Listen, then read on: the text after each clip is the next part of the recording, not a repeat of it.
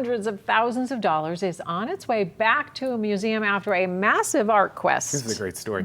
As Local 12's David Winter reports in this exclusive, it may still be missing today, if not for a little luck and a whole lot of passion. It's called Yacht Harbor, one of Frank Duveneck's later paintings done about the turn of the 20th century. James Ott wrote the book on Frank Duveneck. In his later years, he kind of turned to Impressionism, and a good deal of that painting was done in Gloucester. 120 years later, a man named Ryan Grice would set out on a trek to find that painting, a painting that had all but vanished. Really, I have no business looking for this artwork because I'm not an art historian. Ryan was very familiar with Duveneck, having grown up in Covington, where the artist was born and reared. Statues in the town square, exhibits in local museums. So when Ryan moved to St. Louis, he was curious if Duveneck had ever been there as well. He had. In fact, the St. Louis School District had purchased a Duveneck in 1902 called Yacht Harbor for $300.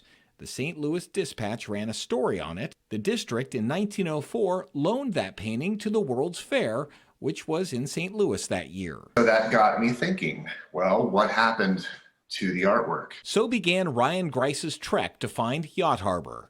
His research showed the painting went back to the school district. In 1937, the St. Louis Art Museum wanted it for an exhibition. It stayed with the museum for 58 years. And that's when Ryan's trail went cold. We had the St. Louis Art Museum return the painting to us. Sharon Dolan was the archivist for the St. Louis School District. She remembers Yacht Harbor well. Once we obtained it back from the St. Louis Art Museum, I had it put on display in the archives. It was a beautiful painting. Up till the time I retired, it hung in the hallway of the archives of the St. Louis Public Schools. That was 2009. The school district sold the building, and once again, the painting vaporized.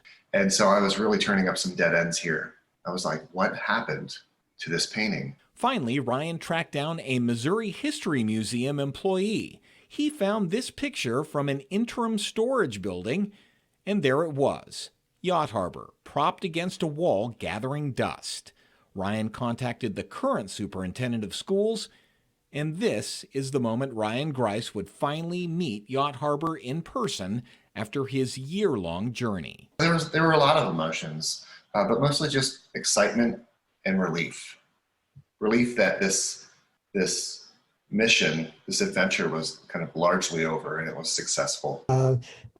I think his perseverance is to be lauded. David Hausrath owns Cincinnati Galleries. He says the painting is quite valuable. I would imagine you're looking at $100,000 to $200,000 potentially, perhaps even more. James Ott says he's glad Yacht Harbor is back. Yeah, it's amazing, really, that it was found. I had a feeling that it was just misplaced. Misplaced but not forgotten by a guy who was seeking a connection to his childhood and who found a piece of history.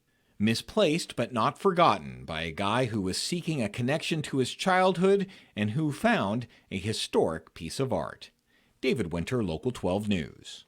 From